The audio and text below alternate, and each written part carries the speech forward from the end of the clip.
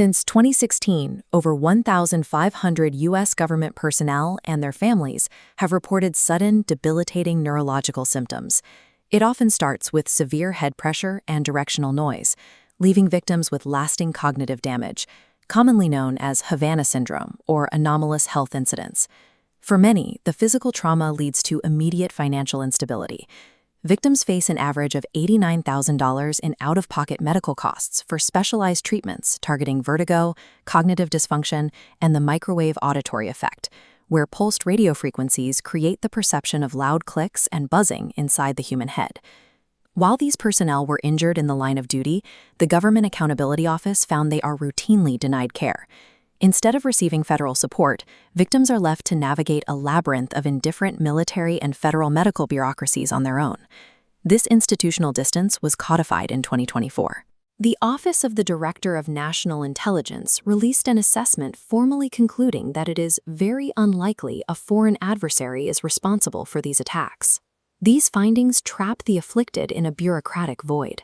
Their injuries remain an official mystery, yet the individuals themselves bear the full, private cost of the physical fallout. However, looking at the Department of Defense reveals a different set of priorities. While public-facing agencies conclude that a targeted weapon is unlikely, the Pentagon is simultaneously launching a massive contracting boom to develop those exact technologies. This divergence creates a neurowarfare industrial complex. As the net worth of an average Havana Syndrome victim plunges into debt from medical bills, the revenue lines for major defense contractors spike into the billions. This persistent state of medical and attributional ambiguity provides the stable environment necessary for a new, highly lucrative defense sector to expand. The scale of this investment is significant. In the 2024 budget alone, the Pentagon requested approximately $1 billion for unclassified directed energy programs. Specific legislative proof appears in the fiscal year 2026 National Defense Authorization Act. Line 106 allocates over $44 million for cognitive electromagnetic warfare, a term that highlights the move toward systems designed to target the human brain. The corporate beneficiaries of these funds include major defense contractors, corporations like L3Harris, aerospace giant Lockheed Martin, and weapons manufacturer Raytheon. Many of these firms have established executive bonus structures tied to advancing these new threat assessment metrics. The details appear in smaller awards as well, such as the $6.2 million Air Force contract given to Sonalists. The funding is earmarked for force optimization, the military term for technological manipulation and enhancement of human cognitive capabilities. Through these appropriations, American taxpayers are financing a classified arms race for the radio frequency and directed energy technologies linked to the symptoms of Havana Syndrome. This cycle relies on the institutional response to each incident. When the intelligence community classifies the cause as unlikely to be a foreign actor, it creates a threat deficit, a gap where recognized injuries exist without a recognized source of origin. Congress and the Defense Department respond to this unseen threat by pouring billions of dollars into research, development, and black budget programs to ensure the U.S. maintains a technological lead.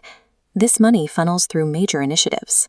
DARPA's Warden program focuses on extending the range of high-power microwaves, while multi-agency efforts like the BRAIN Initiative receive hundreds of millions to study and manipulate neural pathways.